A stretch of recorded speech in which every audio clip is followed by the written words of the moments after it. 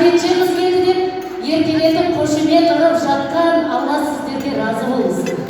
Сол ризашылықты білдіріп, Бишкек Сендалағаңыздың әніне жазылған ризамын деген